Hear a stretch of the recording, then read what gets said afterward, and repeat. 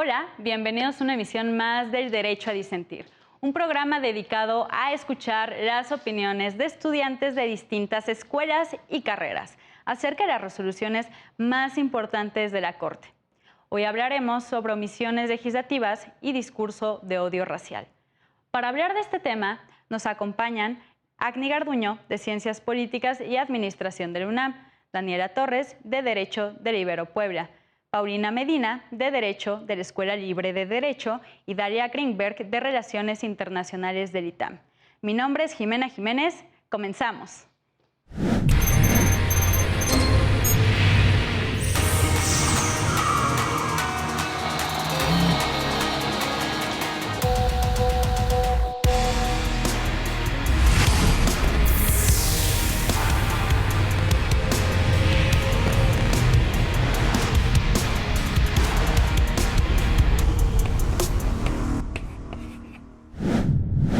Una asociación civil dedicada a la defensa de derechos humanos demandó al Congreso de la Unión, al presidente de la República y a la Secretaría de Relaciones Internacionales en cuanto a la omisión legislativa de no tipificar la difusión de ideas supremacistas de raza, de incitación al odio racial, así como los actos y actividades con connotación racista y su financiamiento.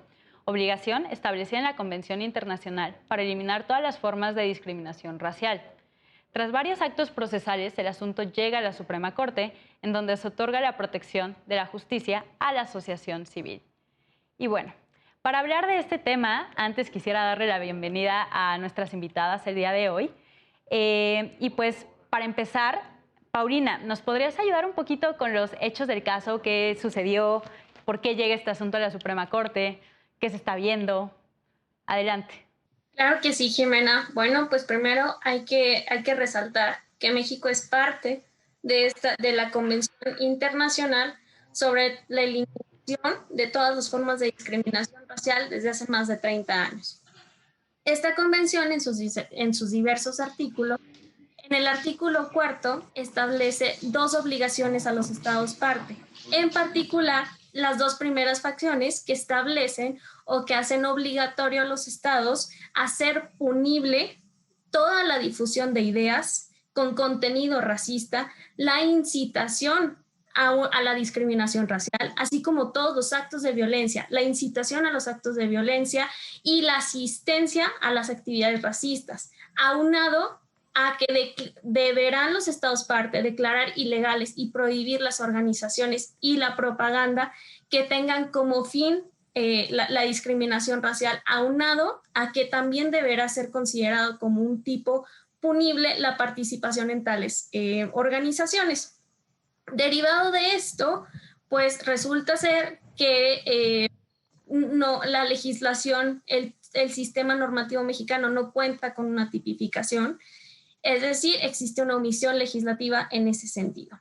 Entonces, resulta ser que una asociación civil acude por medio del amparo indirecto a reclamar esta omisión legislativa. Es el momento, es cuando se da el proceso ante el sexto juzgado de distrito por virtud del amparo indirecto 634/2017, en el que en primera instancia, pues bueno, el acto reclamado es omisión legislativa y las autoridades responsables son el Congreso de la Unión en sus ambas cámaras, el presidente de la República y el secretario de Relaciones Exteriores. El Congreso de la Unión, en virtud de no haber iniciado con el proceso legislativo, el presidente en no haber dado pie a la iniciativa para tipificar este delito, y por último el secretario de Relaciones Exteriores, en virtud de no haber dado o no haber iniciado con todos estos actos administrativos tendientes a la iniciativa de la tipificación de este delito.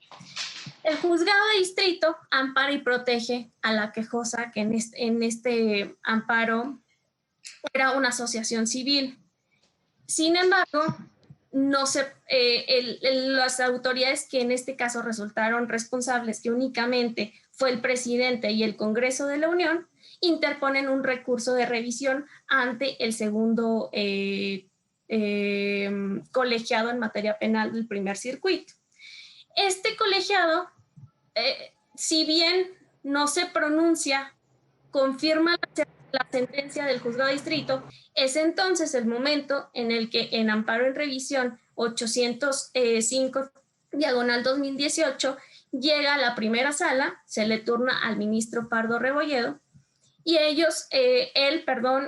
resuelven este amparo en revisión, confirmando la sentencia, dando pie a que se ordene ajustar la tipificación del delito conforme al artículo 4 de la Convención y evidentemente ampara y protege a la quejosa. En efecto, es un gran recuento de todos los sucesos procesales que se dieron. Y en resumen, viene esta asociación civil, dice, Congreso, Presidente de la República, no están cumpliendo su obligación que está en este tratado internacional. Cúmplanlo, ¿no? Entonces, pues viene con todos estos amparos, con este recurso y demás, y llega a la Suprema Corte. Y aquí lo interesante es algo que ya mencionaste, Paulina, que también quisiera verlo con Daniela, ¿no?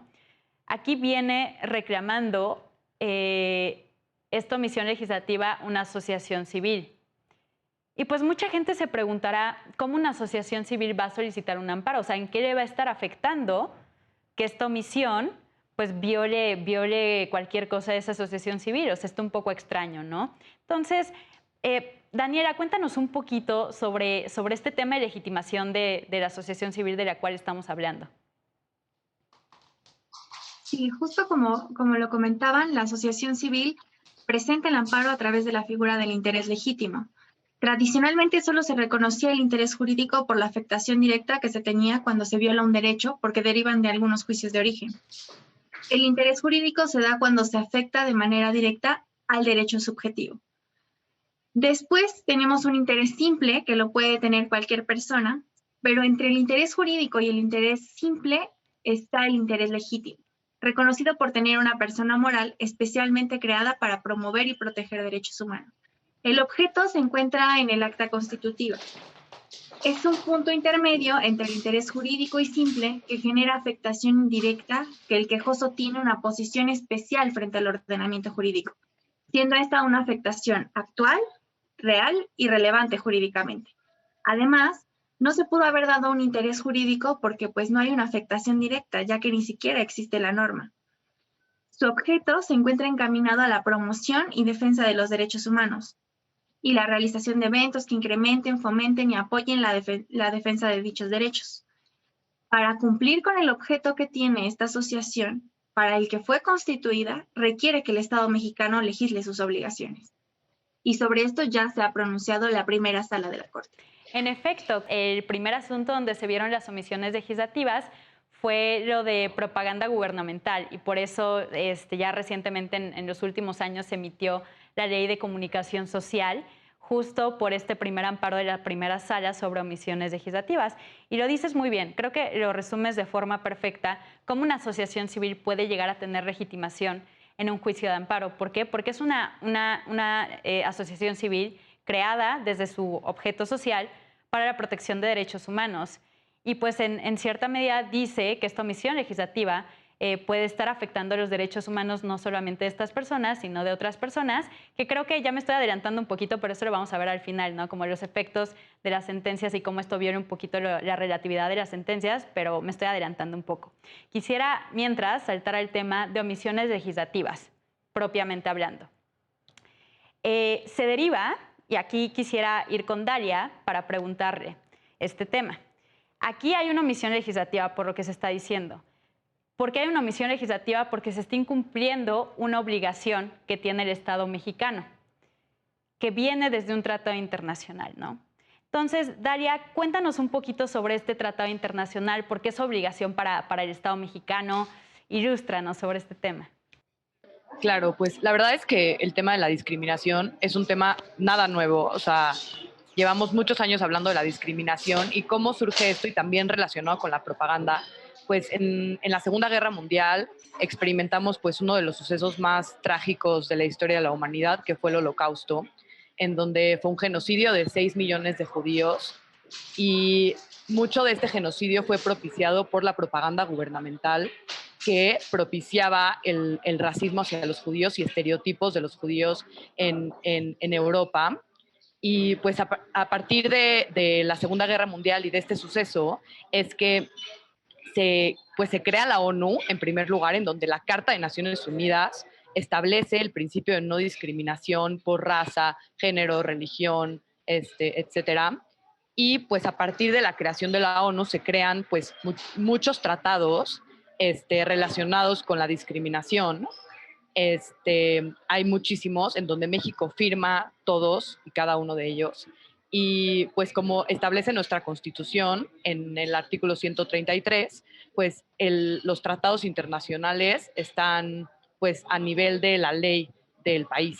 Y también en el artículo primero se establece que los derechos humanos establecidos en los tratados internacionales pues también son parte de la ley mexicana. Entonces, como México, al violar pues este derecho humano a la no discriminación, está pues violando su propia constitución al no pues al violar los tratados internacionales, ya que los tratados internacionales están incorporados en nuestra ley.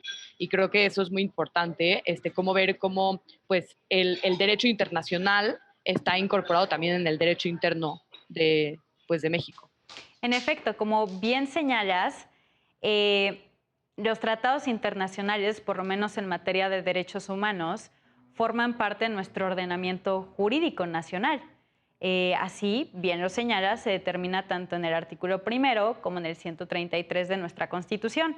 Y aparte, no sobra recordar, aparte de que justo ayer u hoy se están cumpliendo los 10 años de la reforma en materia de derechos humanos, pues se dio este asunto, ¿no? La contradicción de tesis 293-2011, donde la Suprema Corte justamente señala los tratados internacionales en materia de derechos humanos están en el mismo rango jerárquico que nuestra Constitución. Entonces, pues cualquier cosa que se establezca en estos tratados internacionales, siempre y cuando el Estado mexicano los haya firmado y ratificado, pues ya es parte de nuestro derecho.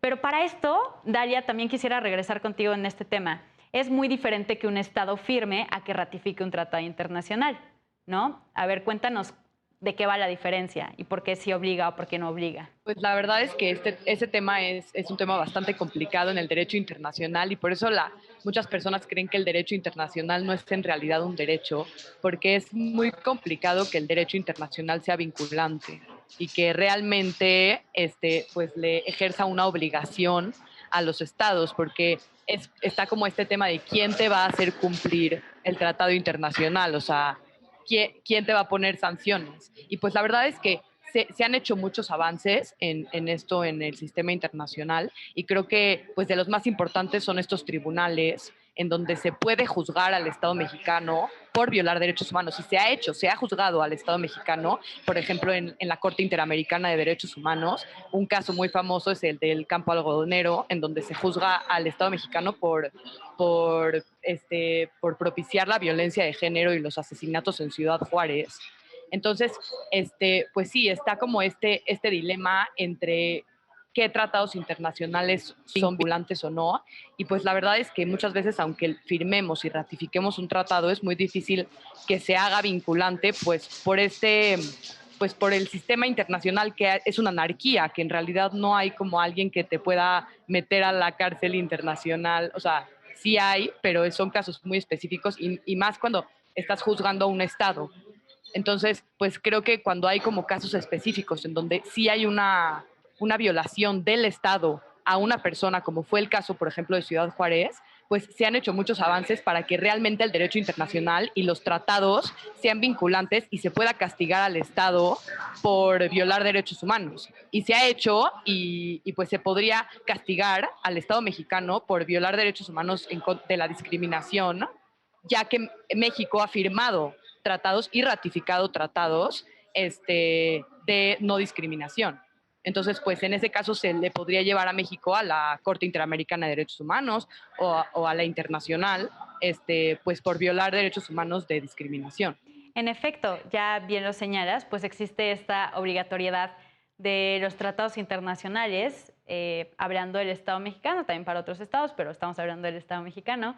Y en efecto, a veces es un poquito difícil poder ejecutar esas sentencias porque, pues, ¿qué pasa si el Estado incumple, pues le dices no incumplas, pero va a decir, ok, sigo incumpliendo. ¿Y qué le dices, no? Entonces, sí es un poquito más difícil y pues siempre se tiene este principio del derecho internacional que es el de buena fe, ¿no? Entonces, es bien importante que los estados actúen de buena fe para cumplir estos tratados internacionales.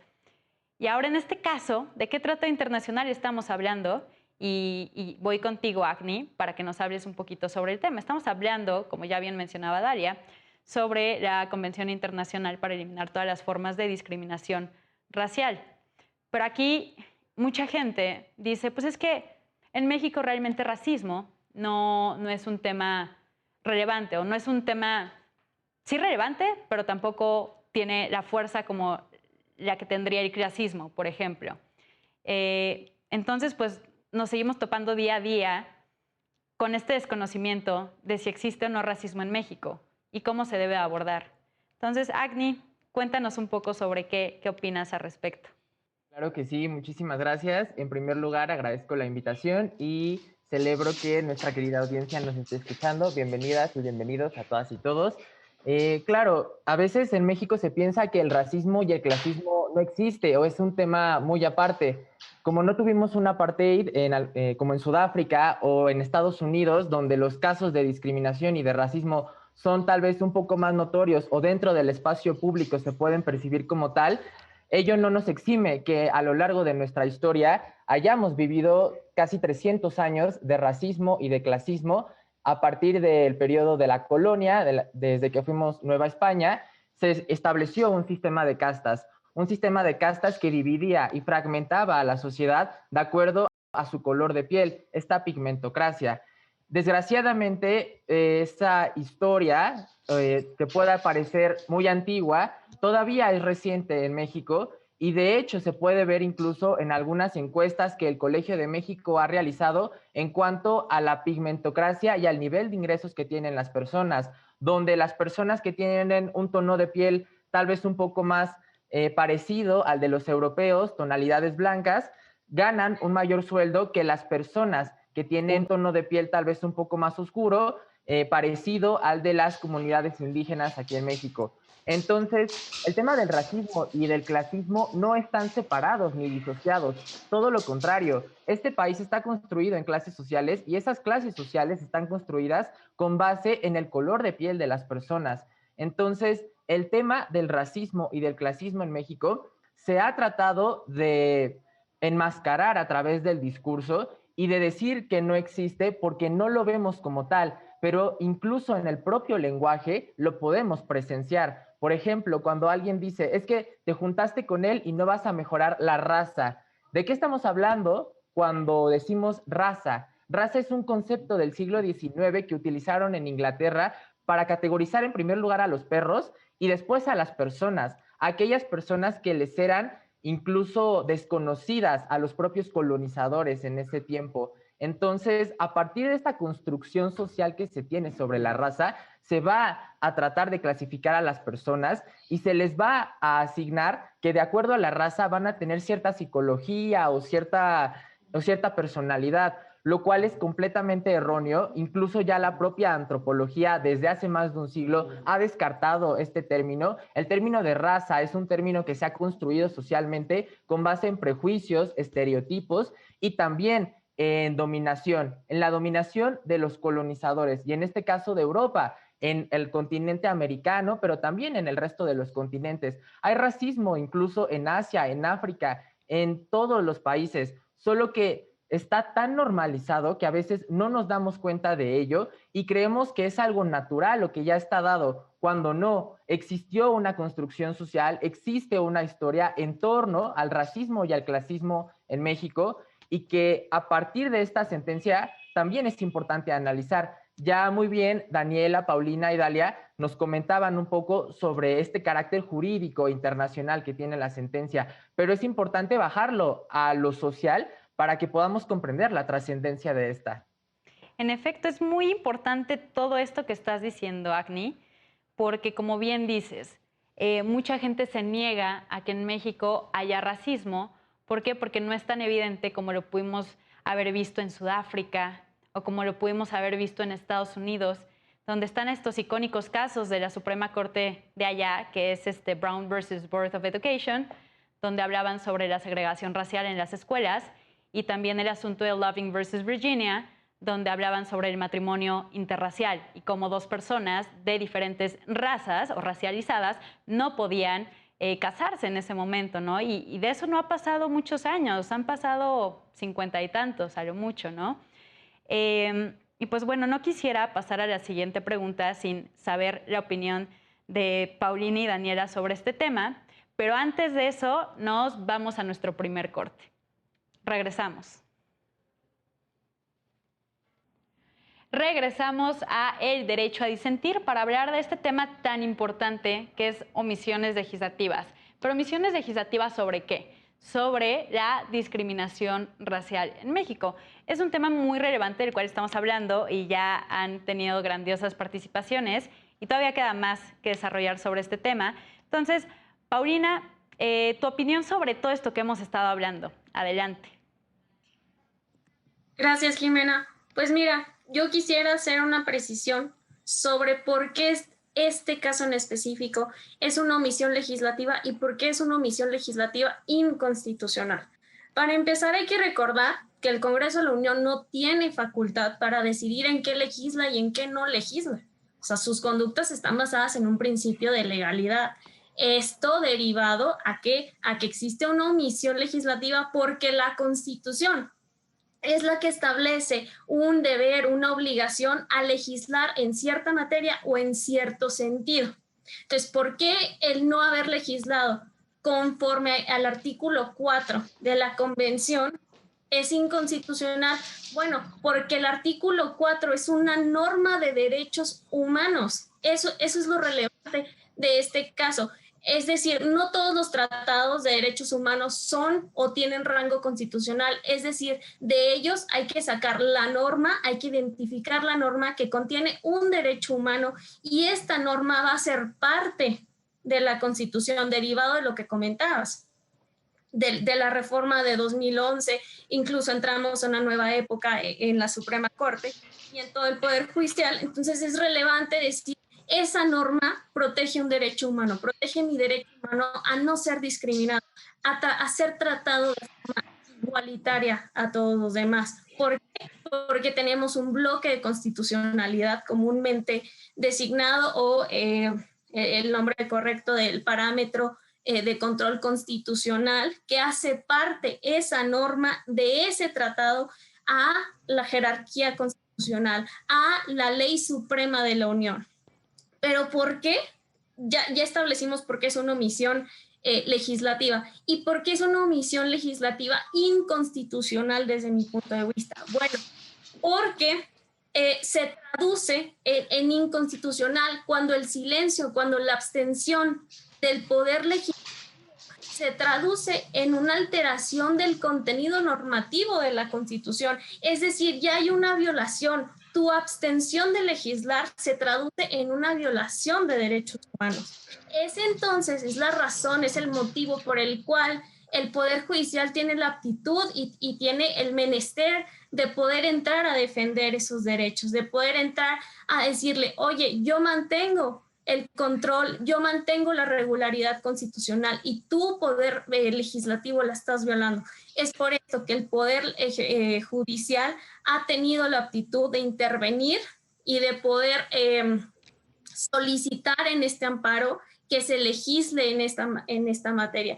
Es decir, que se traduce en la protección del derecho humano a la no discriminación. Dices algo bien interesante, Paulina, porque justo es todo un tema que ha sido debate durante muchísimos años en el derecho en este país. ¿Hasta qué punto puede llegar la Suprema Corte a decirle qué hacer y qué no hacer al Poder Legislativo? ¿Por qué? Porque se trata de dos poderes distintos y pues no se debe de interpretar la cuestión con que se está intrometiendo el Poder Judicial. Por supuesto.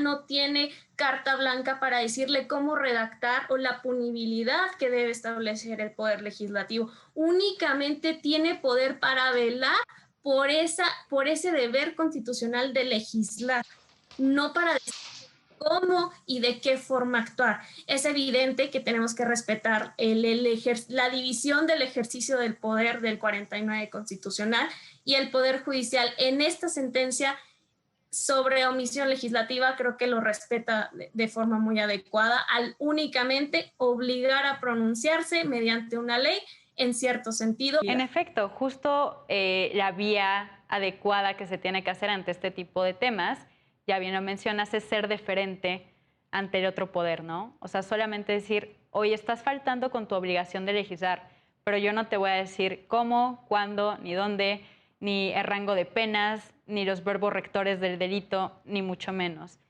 Y también me gustaría retomar algo que dices, que me parece también relevante, que es esta obligación de legislar, ¿no? Hay tratados internacionales que en su texto expresamente ponen esa obligación de legislar a los países. Estamos hablando, en este caso, de la Convención Internacional para eliminar todas las formas de discriminación racial, pero también podemos ver normas por el estilo que obligan a las legislaciones de cada país a que emitan normas al respecto, como es el caso de la Convención de Belém do Pará, también para emitir legislación para eliminar toda forma de violencia hacia las mujeres. O también podemos ver directamente en la Convención Americana sobre Derechos Humanos, que en el artículo 2 expresamente dice los Estados miembros van a tener que adaptar su derecho interno a lo que estamos diciendo en esta convención. Entonces surgen estas obligaciones internacionales que va ligado a lo que ya nos estaba comentando Dalia, y es bien interesante que dices esto de omisiones legislativas porque justo de eso se trata la sentencia. Estás incumpliendo con una obligación.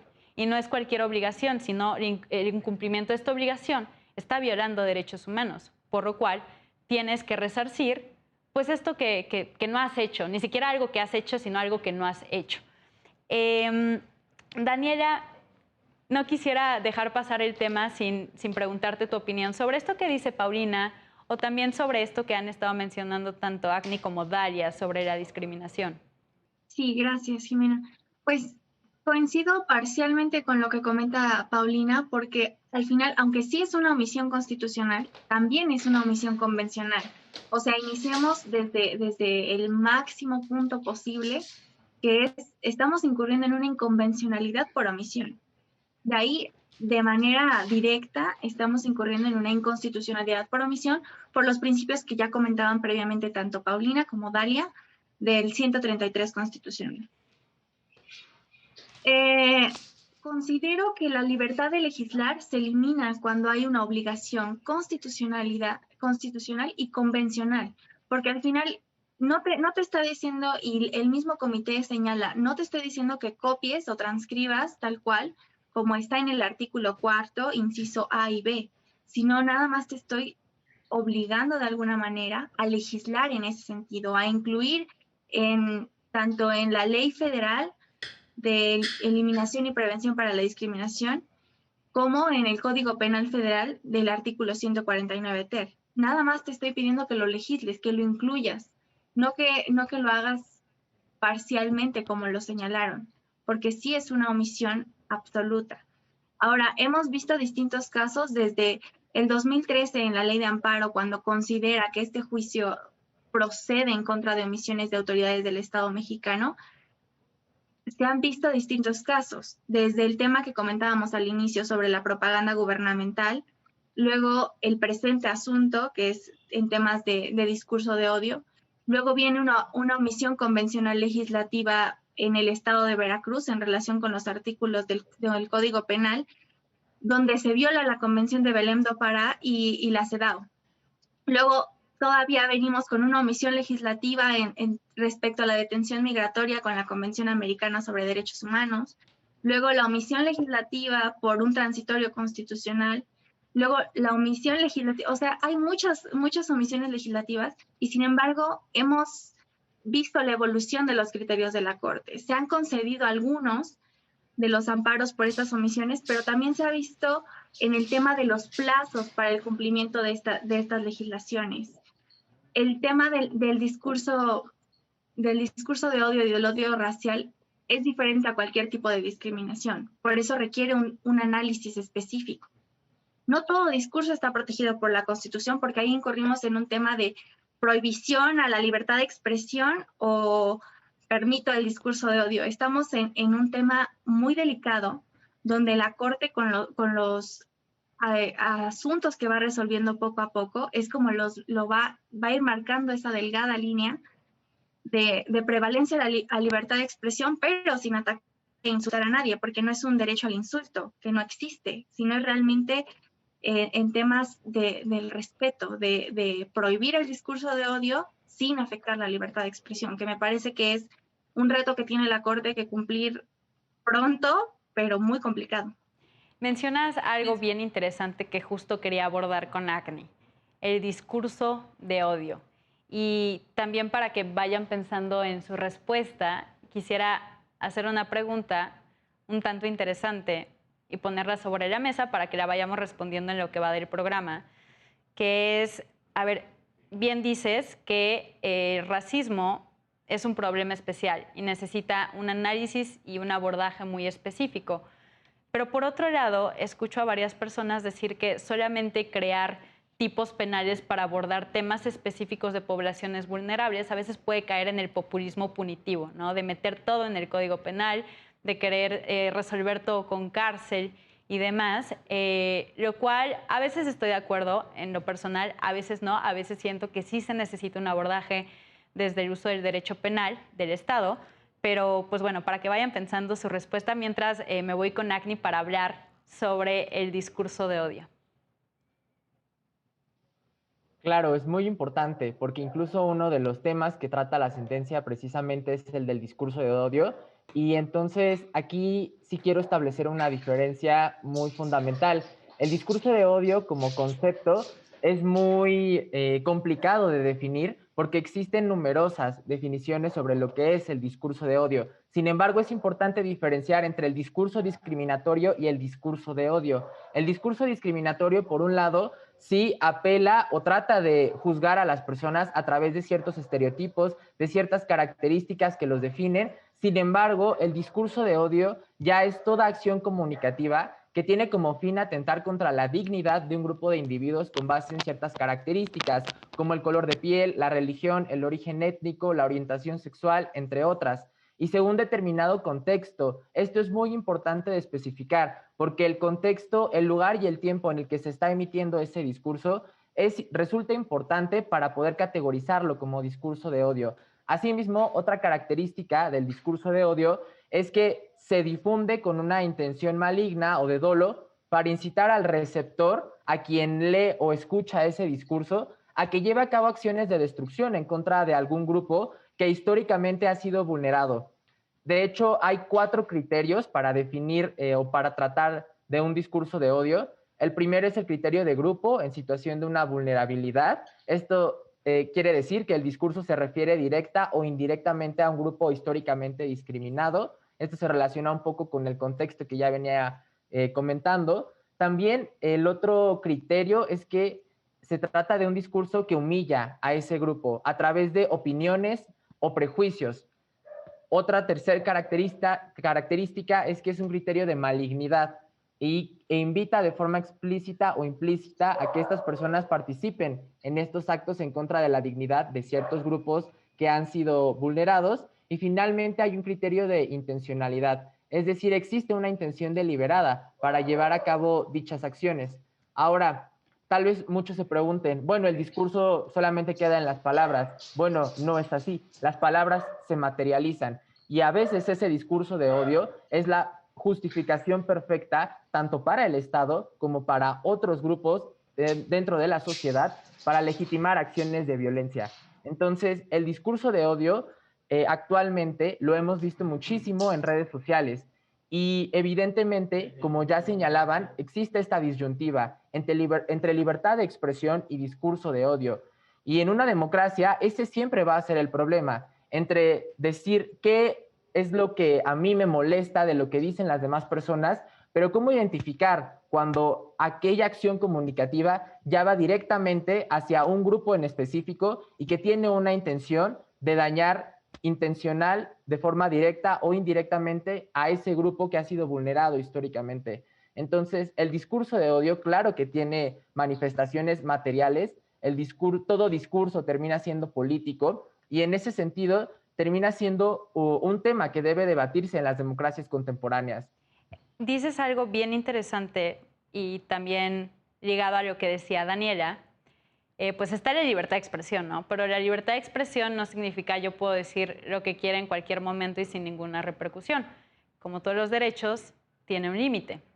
Y bien lo mencionas, hay una distinción entre discurso discriminatorio a discurso de odio. Como decía, o sea, es muy diferente si yo llego con un miembro de mi familia y le digo prieto, a que venga un jefe de Estado a decir cuestiones racistas en contra de un grupo racializado.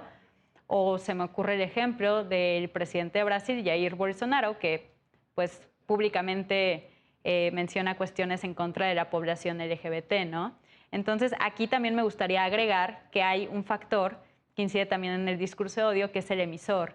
A veces también importa quién emite ese mensaje. O sea, como les digo, es muy diferente a que venga un vecino a decirme tales insultos, que como bien dices, no hay derecho al insulto, Daniela, pero pues otra cosa es que pues el presidente, un secretario del Estado, un ministro de la Corte, pues venga a decir cuestiones racistas, discriminatorias, homofóbicas, etc. Y pues bueno, para seguir viendo todo este tema, sería bueno irnos al principio de la historia, de las raíces, de dónde viene todo esto. Dalia, cuéntanos un poquito, o sea, ¿por qué en México se da toda esta situación de racismo, de discriminación? Ya viene desde un contexto histórico, como bien decía Agni, pero sé que puedes agregar algo al respecto. Claro que sí, Jimena. Creo que es muy interesante cuando estamos hablando de racismo, ver de dónde viene el racismo mexicano, que es muy diferente al racismo que vemos en Estados Unidos, que tiene otras raíces totalmente diferentes por el tipo de colonización que tuvimos en México y el tipo de colonización que se dio en Estados Unidos. En Estados Unidos, cuando llegan los británicos, establecen como toda esta como sistema de separación total entre pues la gente nativa que ya vivía ahí y entre los esclavos, y no hay esta mezcla racial tan marcada, y siempre hubo como mucha separación, y eso hace que el racismo en Estados Unidos sea como mucho más marcado y mucho más claro que el que vemos en México. En México la conquista española tiene otra forma muy diferente de mezclarse con la población local, y la verdad es que desde el momento en el que llegan se empiezan a mezclar y empiezan a hacer como este sistema de castas en donde pues sí, había una superioridad de los españoles, y eran los que eran los virreyes, y eran los que gobernaban, y eran los que eran los hacendados, y quiénes eran los criollos, y quiénes eran los peones de las haciendas, eran pues los indígenas. Entonces había como este sistema de que pues los españoles eran superiores, pero lo que pasó en México es que no nada más era como esta separación entre españoles e indígenas, sino que se hace un sistema de castas como muy complejo, que cada vez se vuelve más complejo, y por eso cada vez se vuelve como más borrosa esta discriminación que vemos en México, porque pues teníamos a los españoles, teníamos a los criollos, teníamos a los mestizos, teníamos a los mulatos, teníamos teníamos a muchos como jerarquías que estaban basadas en la raza y en el color de piel. Y hoy en día es algo que seguimos viendo en México tristemente, como ya mencionaban anteriormente, pues hay estos estudios en donde se muestra que hay una correlación positiva entre el color entre el color de piel más claro y el ingreso y la situación como socioeconómica de las personas. Y creo que es algo que tiene raíces muy antiguas, y que por pues cómo se dio la conquista, a veces el racismo en México se ve un poco más borroso que el racismo en Estados Unidos, pero no por eso hay que darle menos importancia, sino que es igual de grave el racismo que tenemos en México que el que hay en otros lugares del mundo. Por supuesto, y todo eso termina repercutiendo justamente el día de hoy por los datos que nos decía Agni, por ejemplo, del nivel de escolaridad, del nivel de ingresos y la existencia de este concepto que mucha gente se sigue burlando, pero que existe y es real, que es la pigmentocracia, ¿no? y de cómo incluso hay estudios, hay números que demuestran que a veces muchas de las cuestiones que tú considerabas de tu esfuerzo, sí se deben a tu esfuerzo, obviamente, no lo estoy minimizando, pero también se deben a tu color de piel.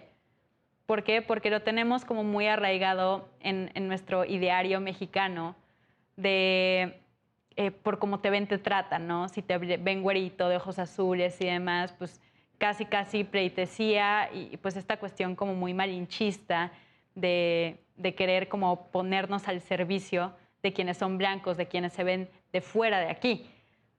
Pero es todo un tema que sucede el día de hoy. O sea, justo lo vemos en estos números, que es pues el grado de escolaridad. Por ejemplo, a mí me parece impresionante ese número porque la gente morena tiene un grado de escolaridad de 2 años menos que la gente blanca, ¿no? Y son números que son datos. O sea, no es una cuestión que nos lo estamos sacando de la manga en este programa, ni mucho menos, sino que son cuestiones que existen y que se deben de reconocer y que se deben de abordar. Pero pues estamos terminando con este segundo bloque con muy buenas participaciones. Estamos hablando sobre omisiones legislativas, discurso de odio racial y bueno, racismo en general. Yo soy Jimena Jiménez, regresamos. Regresamos a el derecho a disentir. Estamos hablando sobre un tema muy relevante que son omisiones legislativas y discurso de odio racial, racismo en general. Y pues bueno, hay todavía unas cuestiones que debemos de abordar antes de irnos como a las conclusiones de la sentencia. Agni, cuéntanos un poquito sobre esto que estamos diciendo de la pigmentocracia, del clasismo y demás. Yo creo que la pigmentocracia, el clasismo y el racismo no se pueden entender bien si no agregamos también otro elemento que es la meritocracia. Es decir, esta idea del mérito, de que quienes tienen estas posiciones de poder económicas, políticas o sociales, las tienen por su mérito únicamente, por su esfuerzo a lo largo de todos estos años.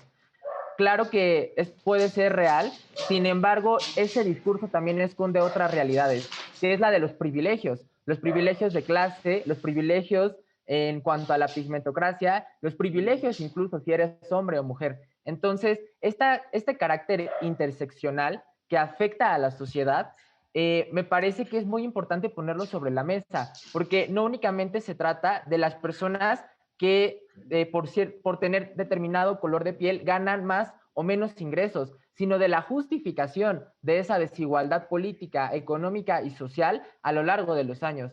Esa justificación que viene precisamente por esta idea del mérito, que los que tienen ese poder lo han conseguido por su esfuerzo individual, pero no por todos los privilegios de los que han sido parte y de los que es importante cuestionarnos hoy en la actualidad. Lo que mencionas es muy interesante, Agni, sobre todo esto que estás diciendo de la meritocracia, que va ligado a la pigmentocracia, que ya estábamos comentando, pero aquí quisiera que me ayudara Dalia con el análisis de una frase que escuchamos mucho, ¿no? Lo de el pobre es pobre porque quiere. Y pues cómo esto es un mito y finalmente, pues ligado a todo esto que estaba diciendo Agni, ¿no? De la meritocracia. Entonces, adelante, te escuchamos. Claro que sí. Y la verdad es que esta frase es un mito y creo que hay que hablar de la falta de oportunidades en México y hay que hablar de cómo hay personas que por el simple hecho de nacer en algún lugar van a tener menos oportunidades pues porque no tienen los mismos accesos a la educación, no tienen los mismos accesos a la salud, al agua potable, y cómo también se ve esta desigualdad en México. Por ejemplo, no es lo mismo nacer en la Ciudad de México que nacer en Guerrero o en Oaxaca. Y también hay que hablar de eso, ¿no? De la desigualdad que hay entre estados. Y pues cómo en México hay esta falta de oportunidades en donde no todos empezamos con el mismo piso y no todos estamos como, o sea, no sé si han visto esta foto que están todos asomándose de una bardita y unos son más chaparritos que otros, sí. Y cómo a veces hay que impulsar un poquito a los de abajo. Creo que eso también aplica, por ejemplo, con pues las cuotas de género y esas cosas. Y cómo pues hay como muchas cuestiones que te hacen no empezar al mismo nivel y pues ser mujer, pertenecer a la comunidad LGBT, pues haber nacido en uno de estos estados o comunidades un poco más, pues de nivel socioeconómico más bajo, y pues creo que se relaciona mucho con el racismo y con esta idea de que la gente de pigmentación más clara está en estos puestos de poder porque se lo ganó y no porque tuvo ciertos privilegios. Y creo que hay que saber reconocer nuestros privilegios y usar nuestros privilegios también para ayudar a otros. Y también, o sea, el tener este privilegio de estudiar en una universidad, de tener educación superior, pues es un privilegio muy, muy importante, porque no, en México la mayoría de la gente no tiene pues ese privilegio de estudiar en una universidad y de tener educación superior. Entonces, pues sí, creo que hay que hablar de estos privilegios y de que no todos empezamos con el mismo piso, ¿no? Por supuesto, hay que ser muy conscientes de nuestro contexto social y justo pensar que fuera de nuestra burbujita, de nuestra universidad, de nuestros amigos, de nuestra familia, hay personas que no tuvieron las mismas oportunidades que nosotros tuvimos. Y es bien interesante porque, bueno, mucha gente dice como, es que a mí me están señalando que soy privilegiado, ajá. O sea, es que lo malo es que no exactamente es que existan las personas privilegiadas, pues esas existen, y a veces ni siquiera es culpa de uno, ¿no? Porque ya nace en un núcleo familiar que es privilegiado desde generaciones antes. Lo malo aquí es no hacer algo con ese privilegio y ser ciego ante la realidad que estamos viviendo y sordearte y no hacer nada y considerar que tu experiencia individual define la experiencia colectiva, que es un gran error que comete mucha gente que es privilegiada. Pero no quisiera dejar pasar unos puntos de la sentencia que me gustaría abordar antes de que termine el programa. Primero voy con Daniela para hablar sobre el tema de la suspensión en este asunto y, pues bueno, cómo tardó algunos años para llegar este asunto a la corte y para que se resolviera, y pues bueno, estas cuestiones jurídicas que ya van un poco más al final de la sentencia. Adelante. Gracias. Sí, bueno, mencionaban al inicio que se presentó el amparo en 2017. Llega a la corte en 2018 después de pasar las instancias respectivas y se resuelve en el 2019. La resolución de la corte es, bueno, y del juzgado de distrito es similar al tiempo y al lapso que permite la convención, que es esperar un año para que se rinda informe. En este caso, pues fue similar para que se cumpliera con esta obligación y se eliminara la omisión legislativa. Entonces, después de esperar tanto tiempo, debemos tener en cuenta que se debería de conceder la suspensión provisional para así reducir el impacto que tiene el plazo de un año después de la sentencia y todo el periodo que transcurrió el proceso.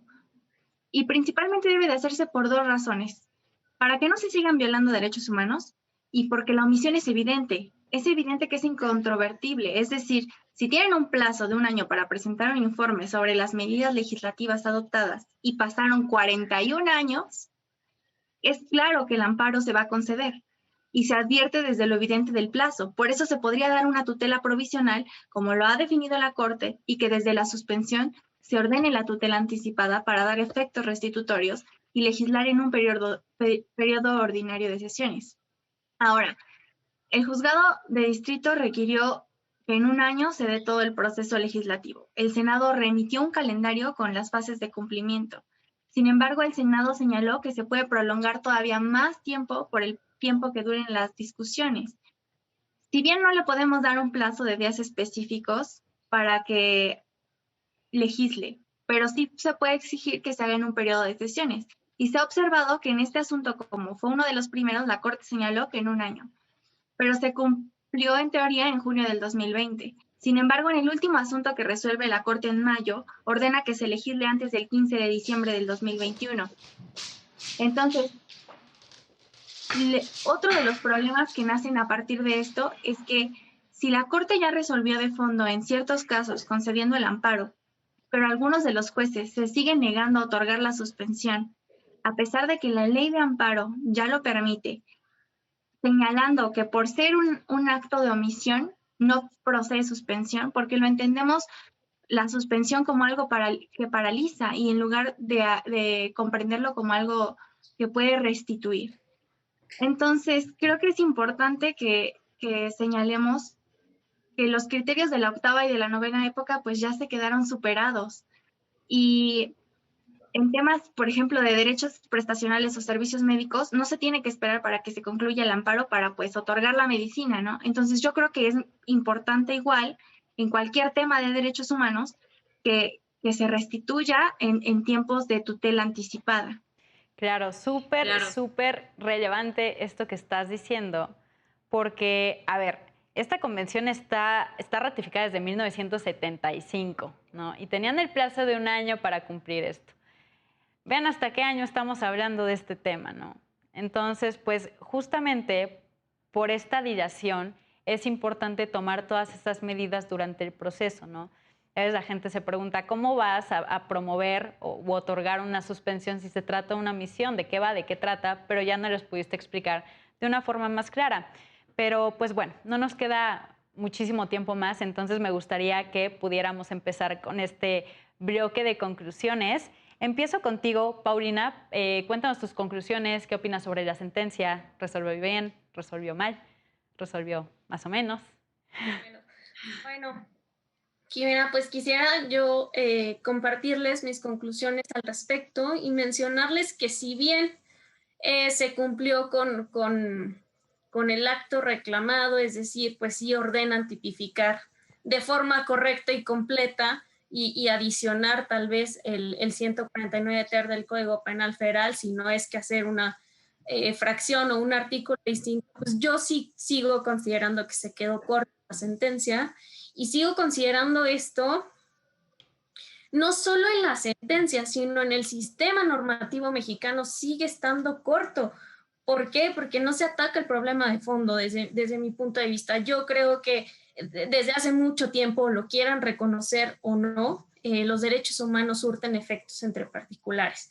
Entonces, un ejemplo muy claro es el de Sandra Díquez en Estados Unidos. Ella lleva a sus alumnos a comer a un restaurante y bueno, se les niega el servicio por una discriminación racial. Entonces ella acude al Tribunal Superior y en el Tribunal Superior lo que le dicen, oye, es que la Constitución pues resulta ser que no prohíbe la discriminación.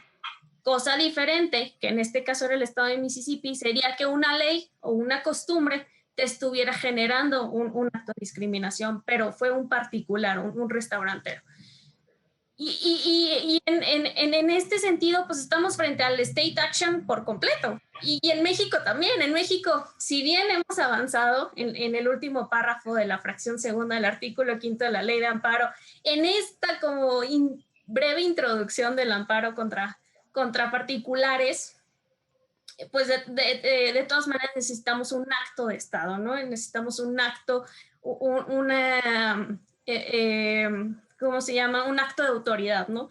Diferente sería que estuviéramos o que pensáramos, que siguiéramos esta tendencia del Drittwirkung en Alemania, de la expansión de los derechos humanos, más allá del actuar del Estado, más allá de un acto de autoridad. Y entonces sería posible que un particular y que yo como particular reclame mis derechos humanos frente a él, porque no necesito un acto de autoridad para que se me violen mis derechos humanos. No necesito esperar, y aquí va la conclusión más importante, no necesito esperar que el Congreso, que el Poder Legislativo redacte un tipo penal bien para hacer valer mis derechos. Y peor aún, como decía hasta al principio, ¿de verdad la tipificación del delito es el medio idóneo para hacer valer mis derechos? O sea, creo que sí estamos ante toda una problemática que es todo un esquema, que es todo un sistema normativo mexicano incompleto aún de la eficacia de los derechos humanos.